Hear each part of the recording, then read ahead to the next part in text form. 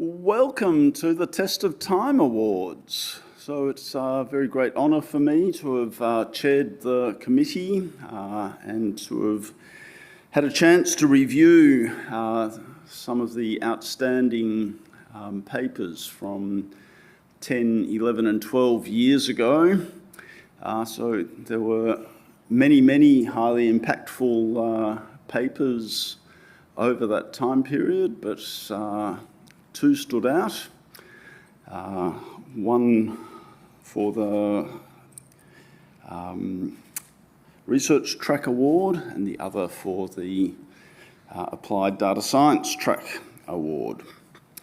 So I could go into great detail about all the impacts that each of these papers have had, but I'm kind of hoping that the authors are going to tell you that. So I'll instead make way for them. So we have Stephen Skiena and Brian Perosi are going to present DeepWalk, Online Learning of Social Representations. Over to you. Thank you very much.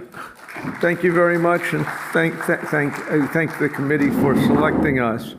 You know, any advisor, when they talk about, stuff that the work they do with their students, they always are supposed to say, oh, my students, couldn't do it without them. This is, they're the ones that make the work possible. This one, absolutely, the students did the work. This was one where I was fairly superfluous on. So it's been great to see all the reaction that DeepWalk led. Again, here we have Rami and Brian back in the days when they were in our lab. It was an exciting time in our lab when this was going on. We're proud that DeepWalk has had over 11,000 citations in the last 10 years. When I tried to do an analysis of all the papers on the ACM digital library that had mentioned KDD in it, okay, we apparently are fourth in citations among all the papers that had that, which I think is pretty impressive. And, basically a lot of the work in graph representation and learning, kind of makes this a starting point. So what was the idea of DeepWalk? DeepWalk was the goal was to try to learn a feature representation from graphs. And the idea is unbelievably simple. Basically, this was a time when word embeddings were kind of a big thing in NLP. And there was word2vec, which was this code that would take sentences and train on a lot of sentences and figure out what the words meant, gave a vector representation to each word. Okay, Brian and Rami's idea is that, if we treat a graph, the vertices of a graph like the vocabulary of a language, and random walks on this graph like sentences, then you can pump it through word2vec and you can come up with a representation for it. And, the amazing thing is this relatively simple idea works very well. And I certainly didn't really have an idea why this thing worked for a while until it kind of dawned on me that what I think was the important idea behind here is that this random walks thing gives you an idea to learn about what a vertex means from neighbors and distant neighbors without the cost of like raising a graph to a power, okay, which is an expensive operation and brings in lots and lots of edges and stuff like that. So my favorite example of something, of a DeepWalk, a graph we DeepWalked, okay, was I had a postdoctoral visitor who had access to the phone network of Belgium. And that meant who called who in Belgium for this particular cell phone provider. And this represents where each dot is a person in Belgium. We DeepWalked the call graph and slapped it down into 2 dimensions by TSNA. And then we colored people by what language they spoke. You had the phone network company said you could request complaint messages in English or Dutch or French or Flemish. And when you look at it, the amazing thing is, again, how well clustered it is. You can predict what language people spoke just based on what they were connected to. The time when I personally started really believing in this DeepWalk thing was we had a project with another grad student of mine where we were trying to analyze Wikipedia and try to figure out for each person, could you compare two people's Wikipedia page and decide that they're similar historical figures, okay? Maybe, who am I going to take a guess? Let's say you have Abraham Lincoln. You would like presidents of that time in history. Albert Einstein, similar figures are probably great scientists. So we built a test for kind of evaluating this. But the upshot was, by reading the text of Wikipedia, we could do pretty well, somewhat well, kind of well, at telling whether one person was similar to another person. Then Brian said, why are you bothering with the text? Why don't we throw out all the text and just use the connectivity graph? Which Wikipedia pages linked to which other pages? And when we did that, the DeepWalk result was better than all of our language analysis results. There seemed more information in Wikipedia if you throw out all the text and just keep the edges. I'm not going to go through that. Then, again, DeepWalk has been fairly popular. My sense, reading the papers, there were a lot of, one thing, because DeepWalk was so simple, there were lots of other graph embedding methods that came along that would slightly tweak what we were doing, and and come up with a new node embedding algorithm. And so there were dozens of these papers. The thing that I always liked is DeepWalk, to my memory, always seemed to come in second to the guy who wrote the paper's new method in every evaluation. Kind of it was amazingly. It's somehow very good and very robust and very simple. We still use this in our lab, and this is a good thing. And the final thing I want to say, just before going to Brian, is that one of the things that kind of, would be viewed as a descendant of the graph embeddings that kind of DeepWalk was, at the start of, were these are the graph neural networks, which are obviously very popular here and very important. If I compare graph embeddings to graph neural networks, graph neural networks have the advantage, in some sense, that they are trained in a supervised manner, so that they take advantage of other properties, not just the topology of the graph, but labels and other vertex and maybe edge properties. They enable you to kind of compute embeddings of things after the graph is built. So there's some level of, you can add new things to the graph and you can do that, and that's something that you can't do very well with what we're doing. That said, there are some times when it's very nice to have an embedding. I think I like embeddings because they are things, and you can study things. Like we were studying what the language distribution of people looks like in Belgium. And for this, as well as the model building things, in my lab at least, we still do the DeepWalk. And I guess at this point, I'd give Brian the chance to go on and tell us what the rest of the world has done since. Thanks, Steve.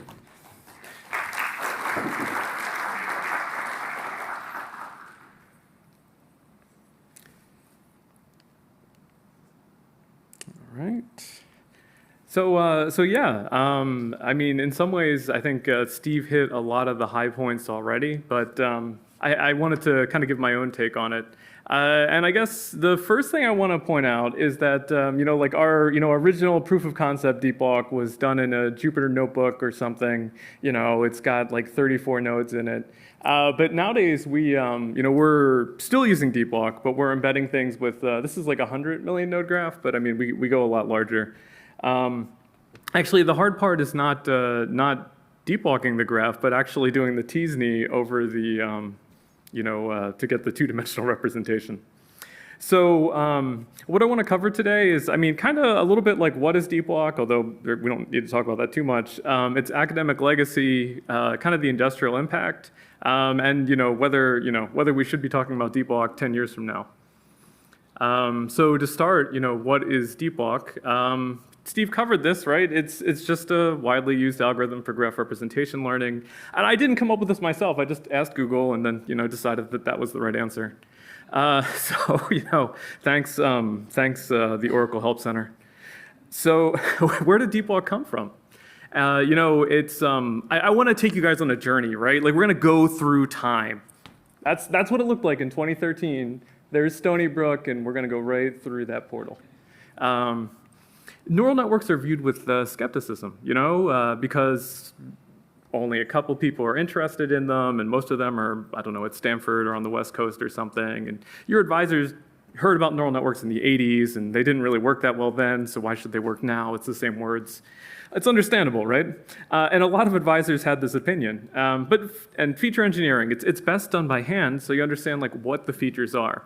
The normal course of a PhD in like the year 2010 was to get some data and look at it really hard and think really smartly about it, and then write some code to like manually extract some properties of it and then put them in a feature vector, and then put like a logistic regression model or something very similar on top of it. And so there were many hundreds, if not thousands of PhDs who did this kind of logistic regression journey, and they all have good lives now. They're all very prosperous. It's like don't worry about them.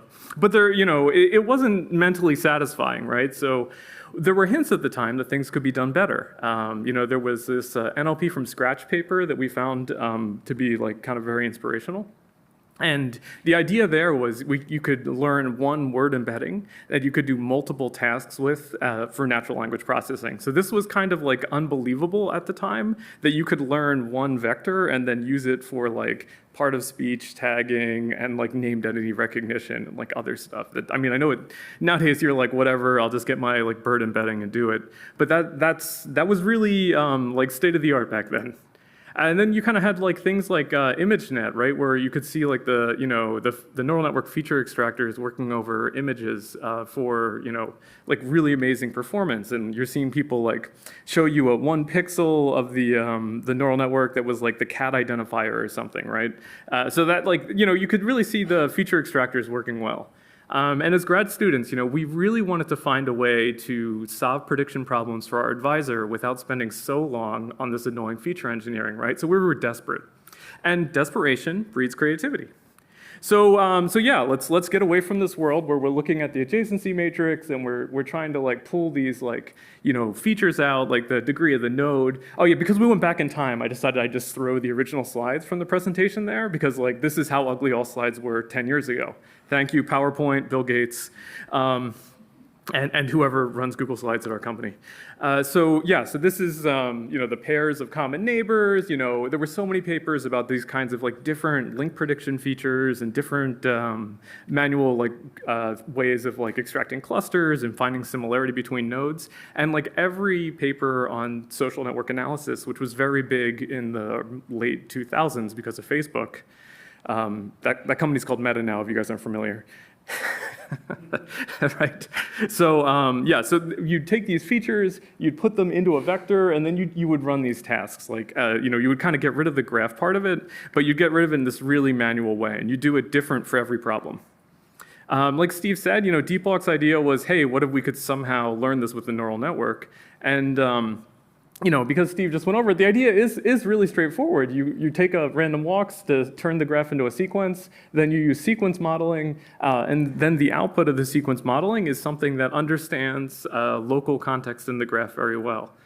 And so, I think that maybe, DeepWalk is an early example of convergence. We didn't think about it at the time, but what we did here is we used a model that was like not designed for graph data at all to solve this particular problem. And this is like, it's an example of like a very simple, if you want to call it AI, sure, DeepWalk is AI. It's an example of a very simple AI model that was, but it really did kind of transform how people started thinking about the predicting things in graphs. And I think we see that, nowadays with even more powerful models can solve more powerful things, right? Transformer can do this. So I wouldn't say that we invented convergence, but if you want to take that away, sure. But we were definitely kind of inspired by this idea that maybe you could kind of transfer algorithms between problems. Now, once this paradigm took hold, we saw more and more models being applied to the graph domain. And like Steve said, there was kind of a pattern here, like a DeepWalk recipe that people could kind of play with very easily. You do some sampling, to turn a graph into, random walks. After you had the sequences, you could do kind of any sequence modeling, really. Like we use skipgram, but there's so many other choices possible.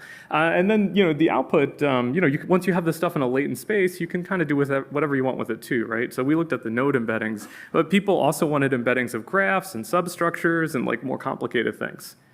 I want to just call out the theory of DeepWalk that has kind of gotten better and better over time. That's just an idle random walk picture.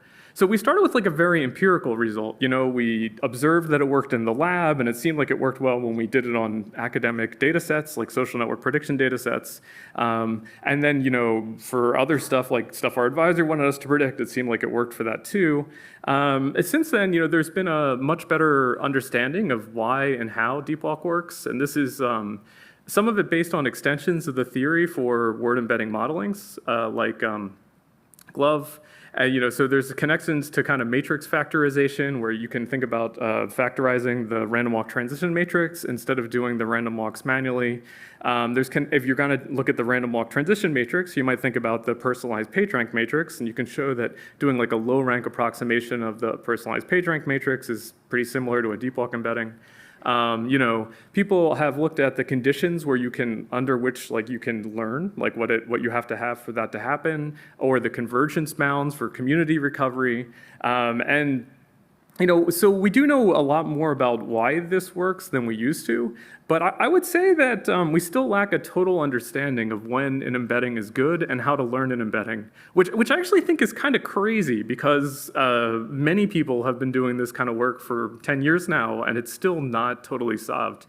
One kind of unsolved problem that I have in my daily life at Google is if I take an embedding, or take a graph rather, and I create an embedding of it, but I don't have any downstream task, it's very, very hard for me to tell if the embedding's any good or not. And this happens, you're like, why would you ever embed a graph without knowing whether it's good or not? Great question. But it happens all the time. People will give me their large, noisy graph. I'll embed it, and then they'll ask questions, then they'll try to decide whether it's good or not. So we'll have to come up with some downstream tasks. If we knew whether the embedding was good without the downstream tasks, we could save a lot of time. And so I think that, we have a paper on kind of like metrics for unsupervised embeddings, but I think that there's so much more to be done in this area. I think if we're going to talk about DeepWalk, we should talk about what people have done since, in brief. And so we had that kind of pipeline of, hey, you could change the sampling, or hey, you could change the model, or hey, you could change the granularity of the graph you're looking at. One thing we did, we looked at multi-scale random walks, another part of my thesis. There's a pretty popular paper that looks at kind of non-backtracking random walks. There's also a whole graph representation that people looked at, heterogeneous graphs. Like a hierarchy. Another thing we looked at in the lab was what if you looked at, used the hierarchy of the graph to help inform the embeddings.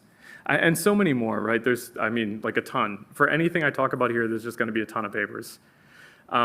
Similarly, with modeling changes, there's a ton of these too, right? Stuff like Line and grep and NetMF, each of them kind of using basically a different matrix factorization. Versus doing the PPR matrix, and so many more here too. There's way too many to list.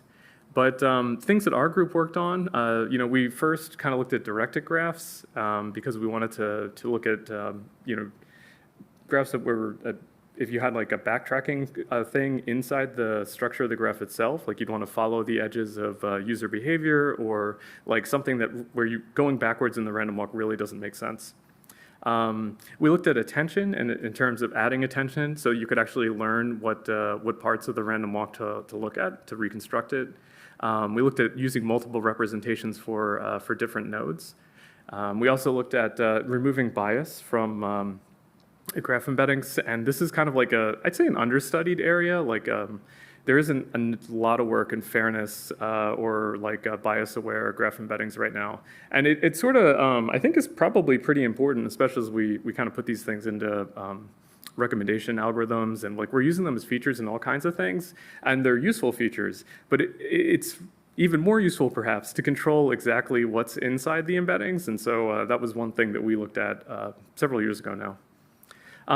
Another really cool thing we looked at was how to compute an embedding one row at a time instead of needing the entire input data set. And so this was for like scalable applications, so it came out of like an industry need. But not a lot of methods kind of have that property where you can create a local embedding, like know where you should be in the graph embedding space without looking at all the nodes and get exactly the same thing. So that idea of like instant embedding was very impactful for us as at least product-wise inside the company. Although I don't think anybody's really cared about the paper, but this idea is cool. I think it goes, from there to talk about the academic legacy. So the impact in data mining. I was going to try and print out every paper that cited it and then like make a pile. I quickly decided that it was a better idea to generate a pile of pictures, save the planet.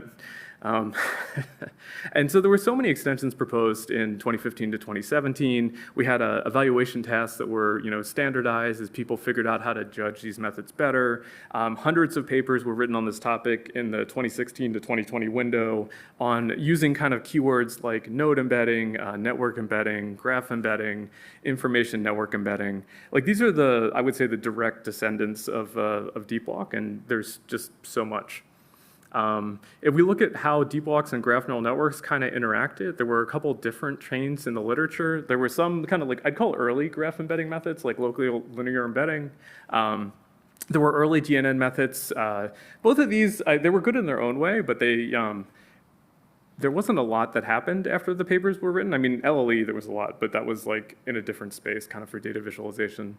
It was really the kind of, out of the Facebook boom, we got these like latent dimension stuff from ASU, I believe. And so the social dimension papers, like they were kind of the closest like spiritual successors of DeepWalk, and I really have to thank them for making the data sets that we were able to evaluate on, because without them, we wouldn't have been able to do anything.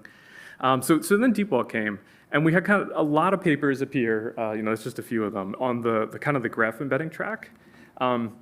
But at the same time, people in the neural network and machine learning world were coming up with different ways of applying graphs to, kind of based on what convolutional neural networks were doing, but trying to generalize to like a non-regular grid. And so that, I think the best and most well-known paper was kind of the GCN. And once we got there, they started seeing some like pollination between these two areas, and then like I'd call it like the graph neural network explosion that happened with thousands, if not tens of thousands, of papers written on graph neural networks, applying them to every kind of problem and using them for just basically everything, right? I mean, there's so many interesting applications. To talk for a minute about industry and how DeepWalk was affected there. So, I'm gonna like say in my life, the big requirements for industry are, number one is that it just works. So this means the less hyperparameters you have, like the quicker you can get from data to a solution, like that time to market, is kind of like the most important thing. It's also important that it actually runs on your data set size. It's important that it runs with a latency that works for your application. But it's actually like a lot less important to have the best possible model. If you can spend one day developing something and it just works, you're not going to probably go back and rewrite it unless there's really big headroom to sort of spend more time on it. And so as part of the graph mining group at Google, like we focus on using graph structured data in all different sizes and scales of problems. So we're typically working with like billions, like applications that have billions of nodes or more and many more edges. And so when we do work, it's like we have kind of an algorithmic idea, we kind of have some like distributed systems and like some machine learning, and that's kind of like the intersection that we live in. We have a lot of applications across all kinds of Google products, and so, like basically any product that you've heard of.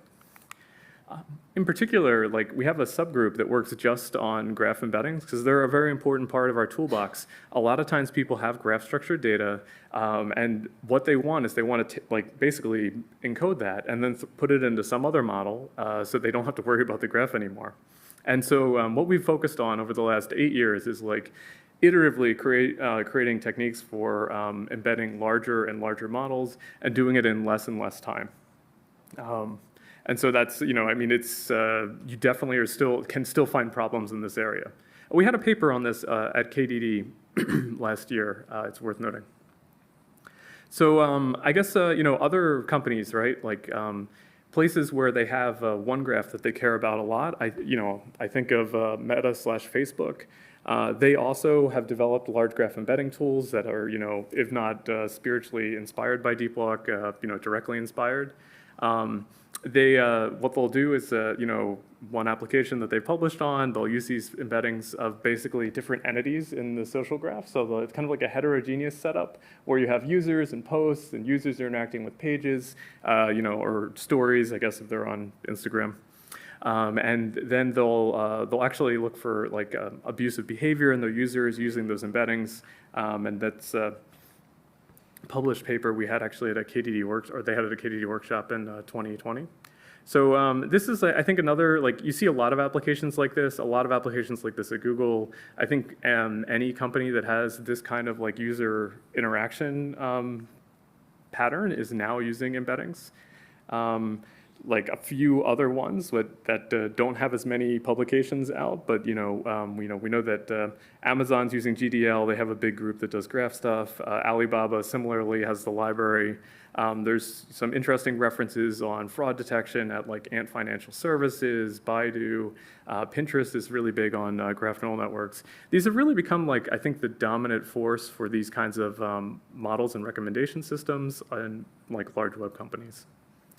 And then I think, to close, what's the future of DeepWalk? Will we be talking about it in 10 years? And I think the answer may be yes. Maybe not in exactly the same way, but the future is very bright. There's a couple key advantages, right? So although DeepWalk is the simplest GNN model, it's remarkably scalable, right? And there's always larger data sets out there to embed. And it's kind of like a good pre-processing step. So if you don't know what you're doing with your graph data, like step 0 to get a baseline is probably DeepWalk it or some similar network embedding and use that. There's a lot of interesting work on like graph neural networks where if you add node embeddings to them, they become more powerful. So this, DeepWalk and graph neural networks, I wouldn't say, like, sometimes they're viewed as competing, but it's very synergistic, right? You can always kind of add a network representation to your GNN, especially if you don't have a lot of other features. You'll get a lot of value of having it out of a unique node ID. And this is a frequent first step in many different kinds of like graph recommendation or node classification pipelines.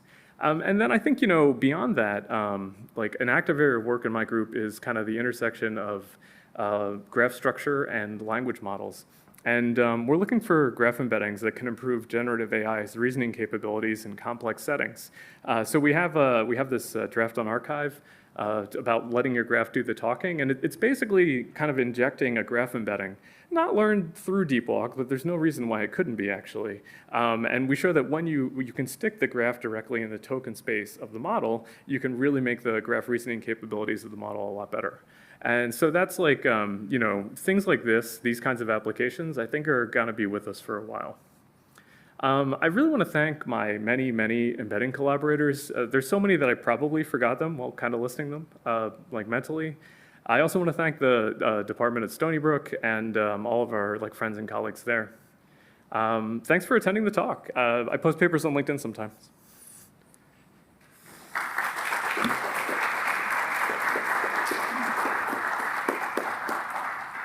So we can take some questions if there are any burning questions in the audience.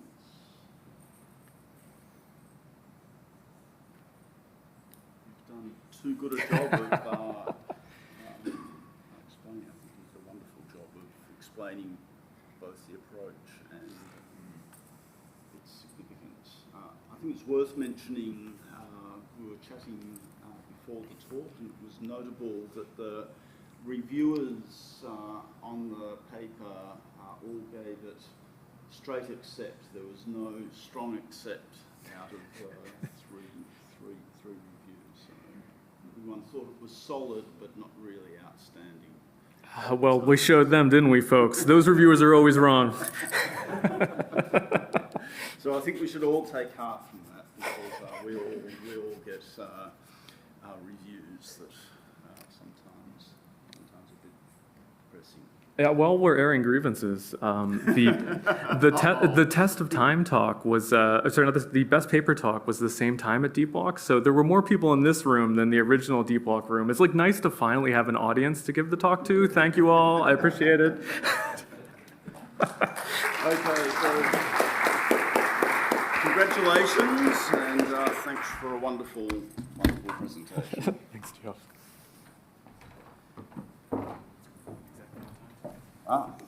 Very impressive.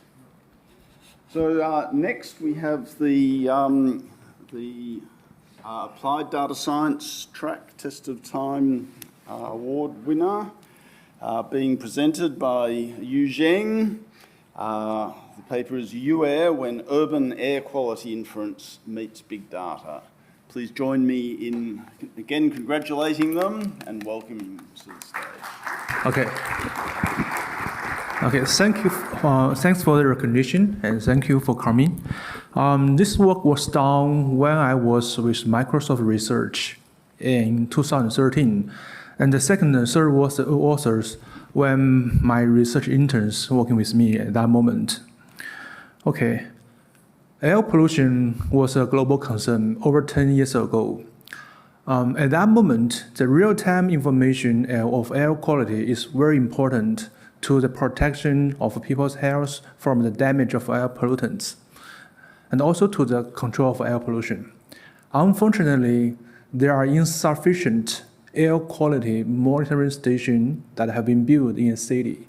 For example, in Beijing, there are only 36 air quality stations have been built there, but Beijing is very big, okay? Because building and maintaining such kind of a station is very expensive. It needs a certain size of land and non-trivial money and regular maintenance by people. So you can see they are not enough. Unfortunately, you can see air quality varies in location non-linearly and significantly. Here, each icon stands for one air quality monitoring station, and the number associated with each icon means the air quality index. The smaller, the better. The bigger, the worse. Different color denotes different level of air pollution. Green means good, yellow means moderate, red means unhealthy. As you can see, even at the same moment, two stations with very close distance may have dramatically different reading of air pollution. So this phenomenon is not a coincidence. According to the statistic on the data, okay, we do the statistic on the deviation of the air quality index reported by the 22 stations at the same time of interval over a period of 3 months. You can see the average deviation of the reading from the stations could be more than 70, and the maximum number may be 100. That's over 2 or 3 levels of different air pollutants pollution level. So to address these issues, we infer the real-time and fine-grained air quality throughout the entire city based on the reading from the existing station and combined with a variety of data sets we observe in the city, including meteorology, traffic, human mobility, point of entry data, and the road network data. So we deploy this technology to the Chinese Ministry of Environmental Protection. Here is the system we deployed. You can check the air quality of any location by just clicking on the map, even if there is no station built there. Okay, and this service has been deployed to cover 300 cities in China, helping 500 million people to get real-time information of air quality, and it saves over $1 billion for Chinese government. So this is a real system working. Okay, and how does this idea come to our mind? There are two aspects of the reasons. The first one is existing method cannot solve this problem very well. For example, there are some classical dispersion model in environmental science. They need to know the source of air pollution and then build connection between the source of air pollution and other factors like meteorology, traffic, which is very hard to get. And empirical assumption may not really hold in the real world. And satellite remote sensing can only get air quality of the atmosphere rather than on the ground. And it's also sensitive to humidity and weather conditions. And what if you use some cheap sensor? Some cheap sensor is portable, but it only works for sensing carbon monoxide rather than PM 2.5. The device for sensing PM 2.5 is usually big, not portable. And the cheap sensors is not accurate enough, so it cannot be accepted by governments. And another reason is data-driven approach is ready. Okay, we have a bunch of data observed in the city, reflecting the city dynamics, and they have been proved to be highly correlated to air pollutions, for example, meteorology and traffic. But the correlation between the data and air quality is very complex, much more beyond the empirical assumption. So it's time to use machine learning model to learn the correlation between the data observed and air quality in a city. So then we come up with this data-driven approach. Now we need to solve three aspects of challenges from our machine learning perspective. First, air quality change over location non-linearly and significantly. That means you cannot use some simple interpolation model to estimate the reading of a location without a station. And second, we only have very few stations generating air quality data. That means you have very few label data. So most of the supervised learning model cannot work very well. And I believe large language model cannot solve this problem very well too, because the data is very few. The data are derived from different domains, totally different domains. You have traffic data, you have meteorological data, you have pollen winds data. How can you identify discriminative features, and how can you fill knowledge from data across different domains? These are challenges. Then how we can solve these problems? Before solving this problem, we need to know how does air pollution arise from the environmental science perspective. First, the air pollution of a location comes from the local emission. That means the emission from the location. Second, there are also global dispersion. That means there are some air pollutants dispersed from its neighbor locations. And then they meet together, there could be some secondary chemical reaction. So you need to know the domain knowledge before designing your model. So we started this insight, then come up with our methodology. From a machine learning perspective, we can say the air quality of a location has a temporal dependency. That means if the current air quality is not good, then in the next few hours, the air quality cannot be good. And also there's a spatial correlation between air quality of different locations. Then the two perspectives or two views come together, have a mutually reinforcement between each other. So we translate the perspective from environmental science to our machine learning science. You can come back and say they are correspond to each other, okay? Then we can come up with our own models. So here, each circle means the location we're going to predict. White circle means the location without station, and black circle means the location with a station. So first of all, we have a temporal view to predict the air quality. That means we can predict the air quality from its own reading, okay? And also we can predict the air quality of the location from its neighborhood, I mean spatial view, right? So we have a temporal view and a spatial view. This is a multi-view learning, right? From our machine learning perspective. And remember, there's only a few stations generating label data. So it must be semi-supervised learning method. So we propose a multi-view-based semi-supervised learning method to solve the problem. So here's how our model works. There are 3 steps. First one is do data selection and transformation.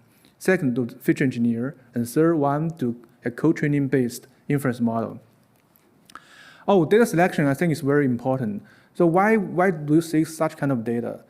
First, point of which data, neural network data. So they are complementary of the traffic pattern, and they indicate the land use of the city. And traffic data from taxi, actually we have trajectory generated taxi data indicating human mobility and traffic. And then we convert data into the format that can be consumed by machine learning models. We partition a city into uniform grids, okay? And assume the air quality in each grid is the same, but air quality in different grids might be different. So in Beijing, we partition the city into 1 kilometer by 1 kilometer grids.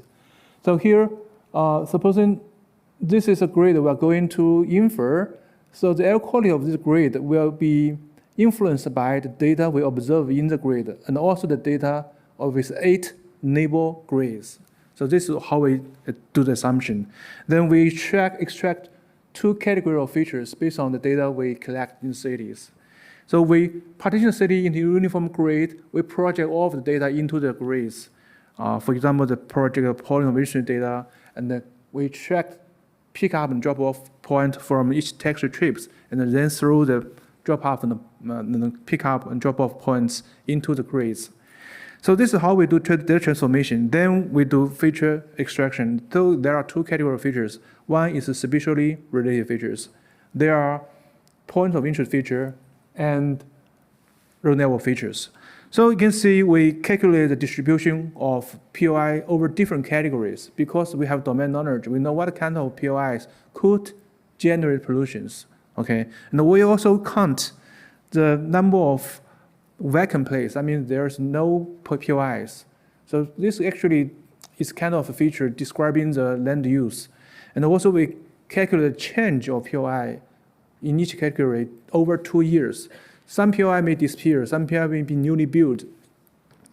So, and also for neural network features, we count the level, the length of different level of row segments, and we also count the number of intersections. All of them are good complementary of traffic modeling.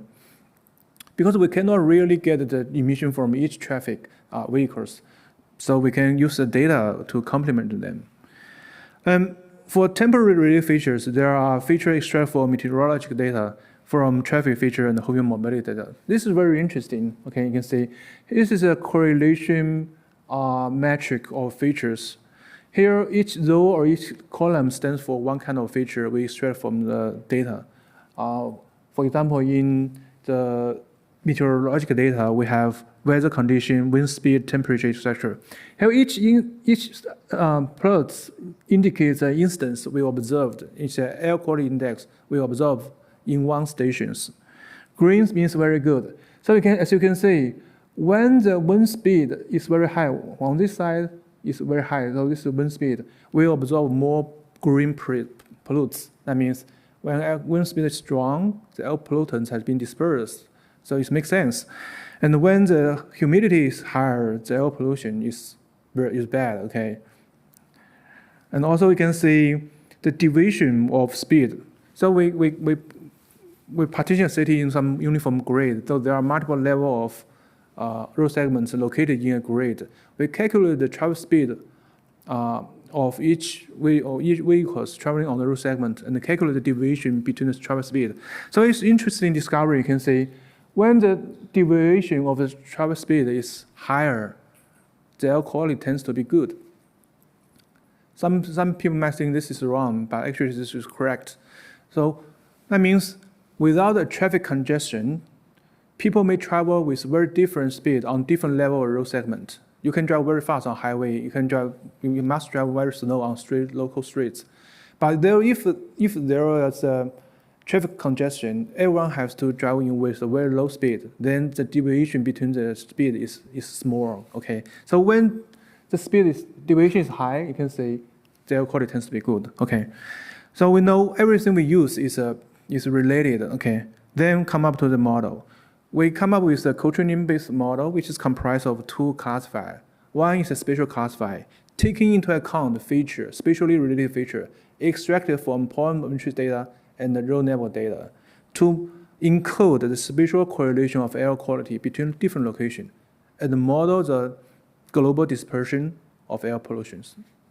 Another one is a temporal classifier, taking into account the feature extracted from temporally related data like meteorological data and traffic data to encode the temporal dependency of air quality in one location and modeling the emission from one location. So actually, it's very neat, very, very simple. And people ask me, how do you come up with this idea? Actually, this idea came from my dream. There was one night I get a dream, so I saw this problem in my dream, and I laughed out, awakening myself, and I get up and write down the idea quickly and publish the paper. So then we get the award. This is a true story, okay?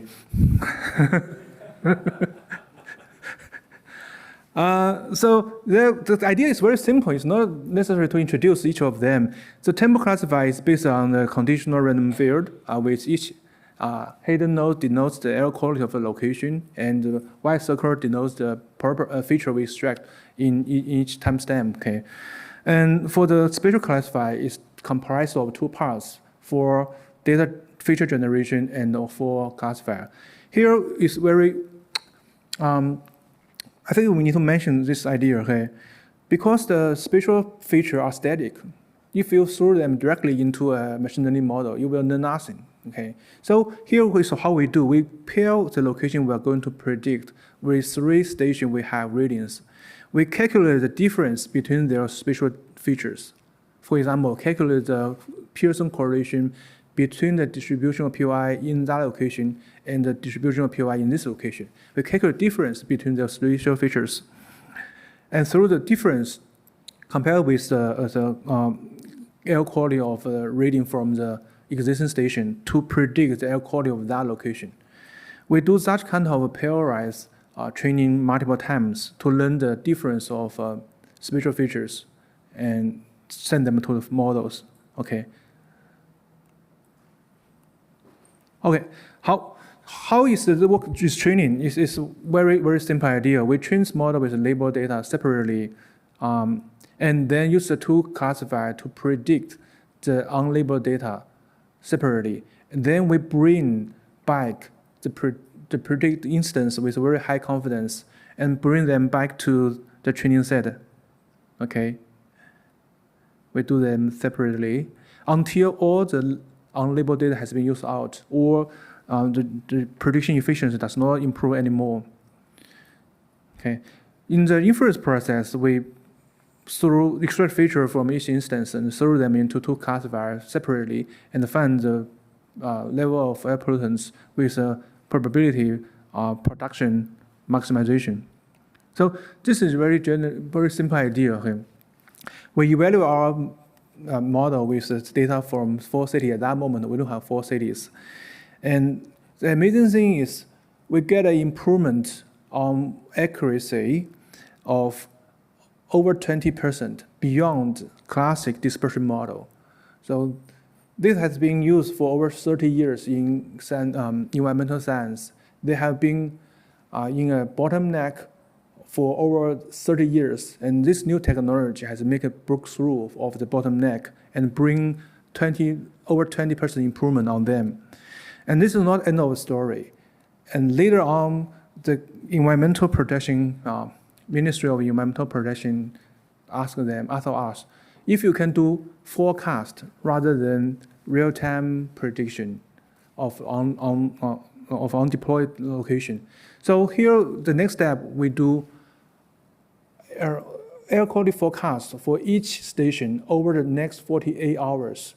For the next 6 months, we do a prediction for each hour. And for the rest of the time interval, we do a maximum span prediction. But the additional unique challenge of this forecast is how can you forecast the inflection point, I mean the change point, you can see. If you can predict the inflection point in a stock market, I think you'll be very rich. But this is very hard because the instance is very, very few, okay? And luckily, we get some insight to solve this problem, and not 100% solve. I think improve this solution, okay? We published another paper on KDD2015. And this is another service we deploy with Chinese Ministry of Environmental Prediction. Here you can see the forecast of air quality of each existing station of next 48 hours. You can check the forecast of 6 kinds of air pollutants.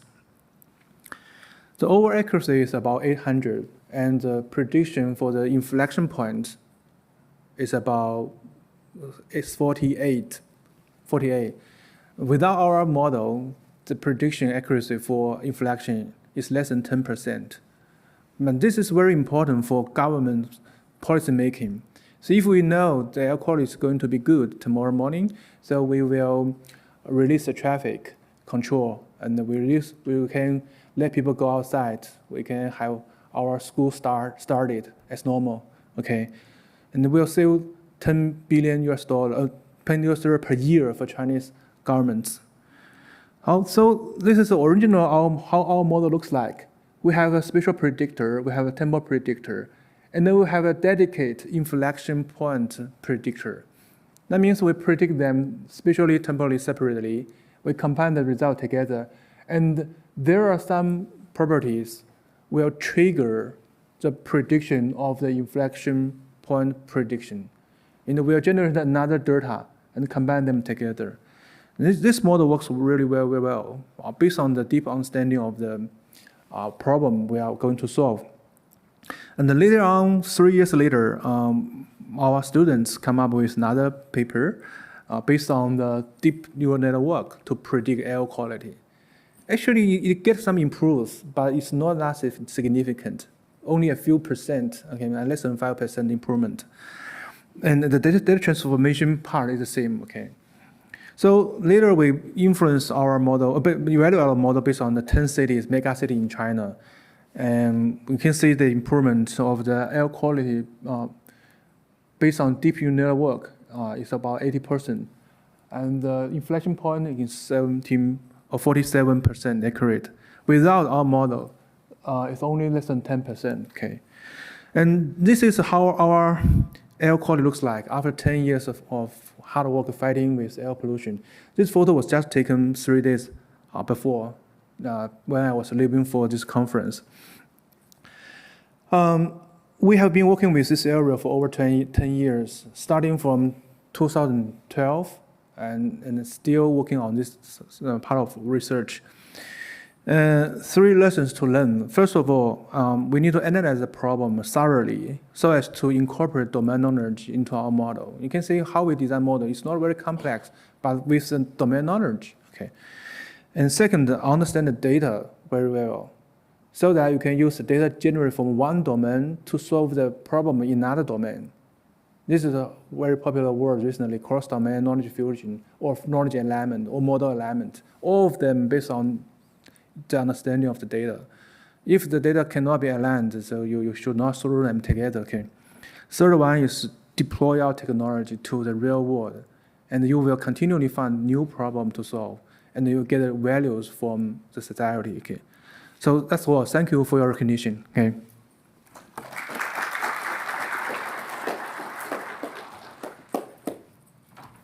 Do we have questions? I have one question. I was very curious about how you evaluated the system. So you did leave one out, cross-validation on your labeled data points, but your my presumption would be that the places where the air quality stations are a very biased sample of all locations, and so I would not expect it to generalize well to other places.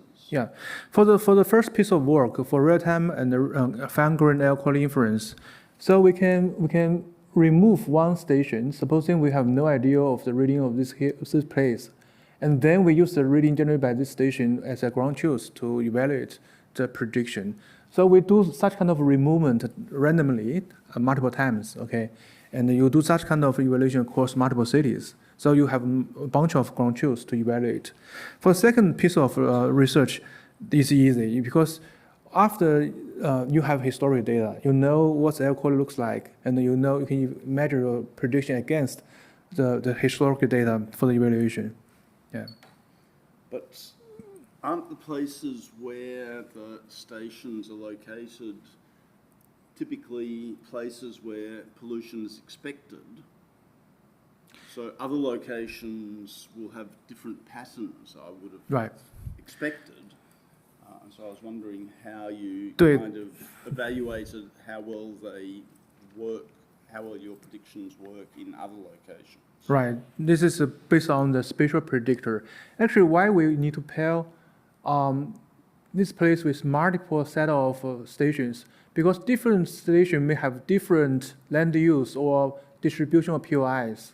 So if you only select one set of station to pair with this location, then you could not know how different location would have different air quality pattern. You can see we pair them differently.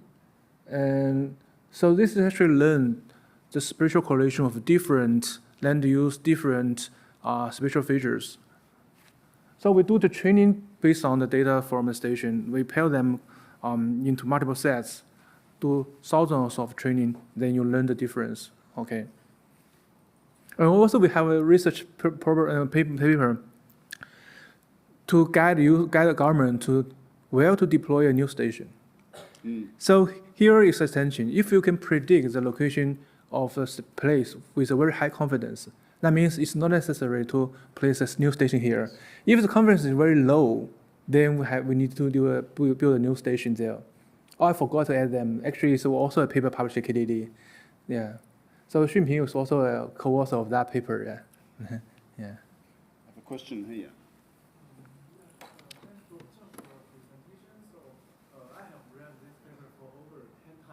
Every time I read this paper, I have new understanding. So for this problem, you have setting it as a classification task. So if we want to infer the exact value of that place, so it is a regression problem.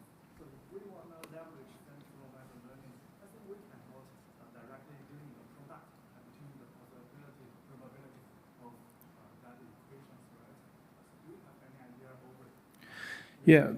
At that moment, actually predicting a real value is more complex than predicting the level of air pollutions. Because at that moment, we have very few data sets. We only have data generated by 36 stations of over 2 years. You can say every 1 hour have one instance. 36 instance for 1 hour, and you have only very few training set. So at that moment, we select to predict the level of air pollution. Okay? But you can do with more data, you can predict the real value. And you can change the model a little bit. Actually, for example, it's not necessary to use a conditional random field. What if you use a linear regression or other regression model, okay? And also there are some regression tree you can use.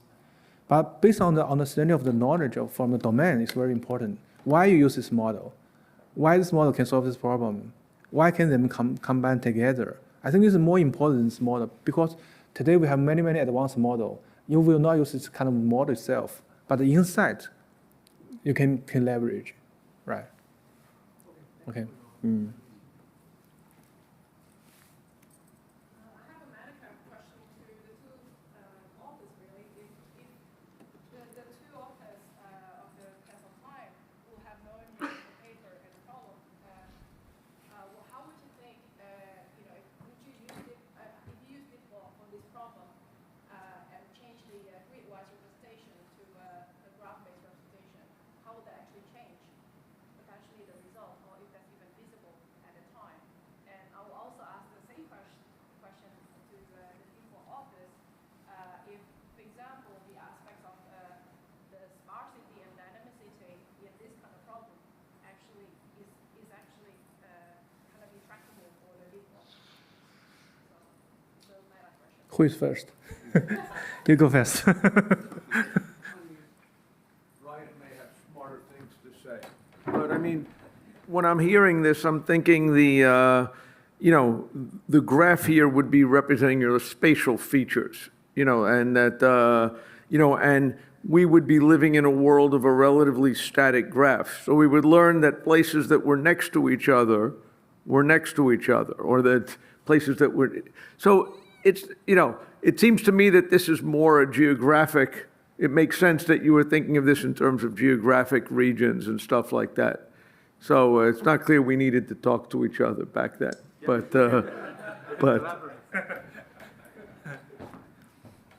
Yes, that's a good question, okay?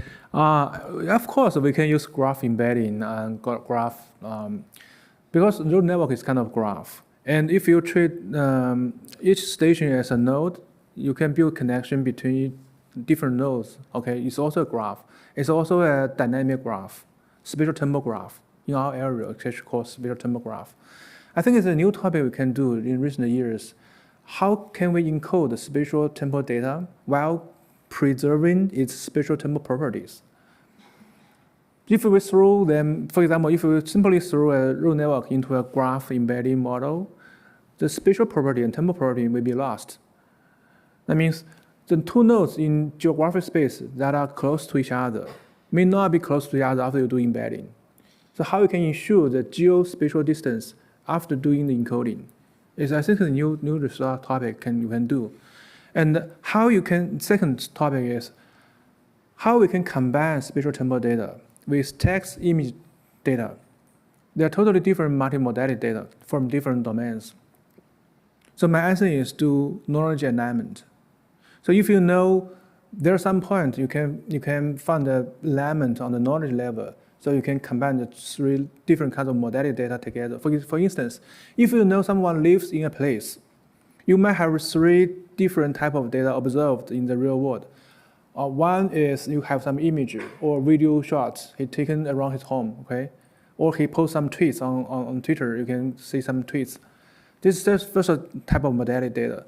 And also you can observe GPS trajectory generated by these guys. And then you can analyze his living place, okay, by doing stay point detection and doing geocoding, reverse geocoding. And also you might have some spreadsheet data. He filled in online forms when using some e-government service. You fill some online form. You accurately tell the government your address, right? So the three types of data looks very different, but it can be aligned in high level of knowledge. The knowledge is that lives there. So you can combine the three types of data together to infer his location, infer his home. So that is new, I think it's a new topic of research direction. Multimodality data or knowledge fusion across different domains. So multimodality, multi-domain knowledge fusion. So that's my answer. We can collaborate together. Okay. So please join me in thanking Eugene for and congratulating Eugene's team for this fantastic award and for a fantastic presentation. Thank you.